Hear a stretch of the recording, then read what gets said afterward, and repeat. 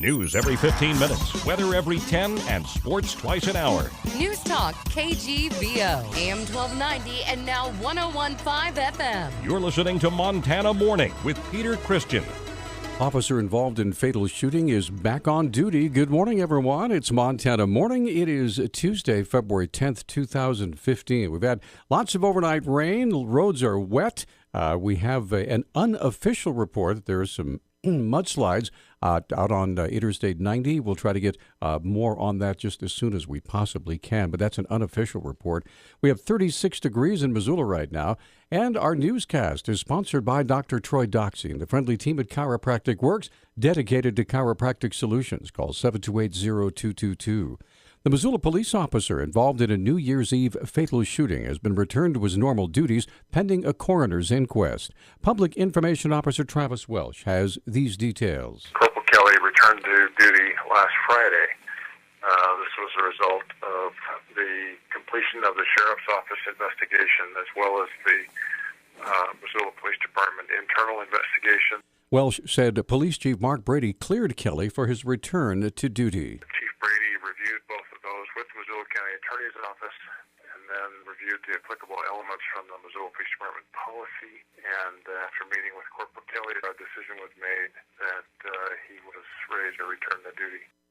Welsh said there'll be a coroner's inquest March 9th, as well as a deadly force review board convening. The family of the young man who was killed, Caleb Williams, disputes the allegation that he was strangling his hostage prior to the fatal shooting, and they reportedly have plans to sue the city over the man's death. A conservative group's effort to target Republican lawmakers who will not sign a pledge to oppose Medicaid expansion backfired a bit during a northwestern Montana meeting last week. Organizers with Americans for Prosperity Montana held a healthcare town hall in Kalispell last Thursday to ask voters to encourage Representative Frank Garner to oppose Medicaid expansion. Garner told the approximately 100 people in attendance he promised to listen to his constituents and not out-of-state special interests, and that he won't reject all proposals without considering them. AFP Montana State Director Zach Lahn said the group believes Medicaid expansion is bad policy. The Flathead Beacon reports Lahn's message, a presentation rather, was sometimes interrupted by shouts from the crowd. Lahn said, quote, the message had been received, end quote, about the group's tactics targeting specific lawmakers. During his State of the Tribal Nations address to a joint session of the legislature yesterday, Gerald Gray with the Little Shell Tribe of Montana Indians referenced many of the successes achieved by Native Americans in the state, one of which from the Salish and Kootenai tribe. The Confederated Salish and Kootenai tribes have been strategically planning for the last 3 decades the purchase of Kerr Dam, where its tribal enterprise, Energy Keepers Incorporated, will be providing electricity to the grid for the Pacific Northwest. They are the only tribe to purchase a hydroelectric dam. This September, Kerr Dam operations and ownership will transfer to Energy Keepers Incorporated. That's a wholly owned corporation of the Confederated Salish and Kootenai tribes. The deal to purchase the dam started back in 1985, when the last 30-year license under the Federal Energy Regulatory Commission was up for renewal. The deal closed last year when the tribes and Northwestern Energy agreed to a purchase price of $18.3 million. Montana lawmakers are considering added state aid to a school achievement program currently funded by the federal government. Superintendent of Public Instruction Denise Juneau and Democrat Representative Carolyn Pease Lopez asked the House Appropriations Committee yesterday to allocate $670,000 to the Montana Schools of Promise initiative. It's the first time Juneau has asked for state funding for the program since it began 5 years ago. Juneau said that since that time, the program's coaching on graduation, instruction, and mental health has drastically improved academic graduation and suicide rates in 4 school districts. Federal funding totaling $1.2 million a year requires the program to take place in the lowest performing districts, which were on the Cheyenne and Fort Peck reservations. The proposed funding would expand the program to 4 additional school districts. Over the next few months, the Environmental Protection Agency is expected to roll out new restrictions on residential wood heaters, pellet stoves, and wood-burning stoves. Missoula County Air Quality Specialist Ben Schmidt says the change won't apply to stoves already in people's homes. The first thing people have to understand, it does not affect any existing wood stoves or any solid fuel burning device of any kind. If it's already been sold and is installed, these rules do not apply to that.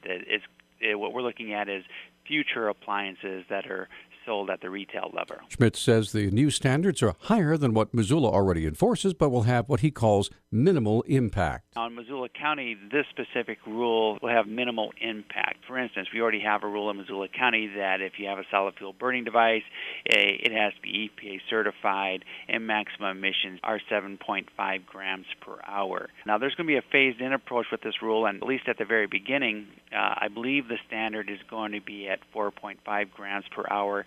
Montana Senator Steve Daines signaled opposition to the new regulations last week, saying they were, quote, a direct threat to Montanans' access to affordable energy, and that they would lead to $45.7 million in extra compliance costs. A 54-year-old man from Elliston died in a weekend snowmobile accident in Powell County. Anderson Stevenson Wilkie Funeral Home says Lance Newman died early Saturday. Coroner Lee Jewell told the Montana Standard Newman was snowmobiling with 3 friends on Telegraph Creek above Blackfoot River, west of Helena and north of Deer Lodge. When he rolled his snowmobile in extremely icy conditions, he died of blunt force trauma. The accident was reported just after 4 o'clock on Saturday morning.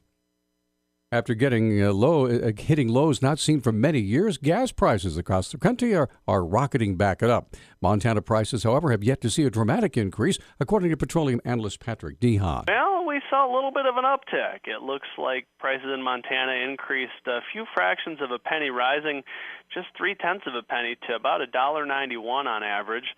The U.S. average, meanwhile, ramped up and rose a whopping 12 cents and currently stands at about $2.18 a gallon.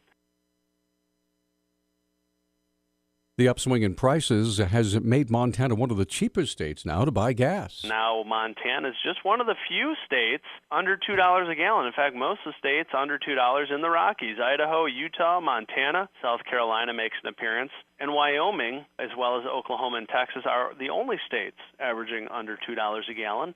Dehaan predicts that weeks of increasing prices are in the near future, but he says Montana probably won't see the big increases that the rest of the nation is currently seeing. Newstalk time now is 6:10. Newstalk, KGVO. Missoula's official weather station. A few spotty showers are expected today, with our high temperatures topping out in the mid to low 40s. Tonight, isolated sprinkles with areas of fog forming after midnight. We'll see dry skies Wednesday. I'm meteorologist Brooke Foster for KECI 13.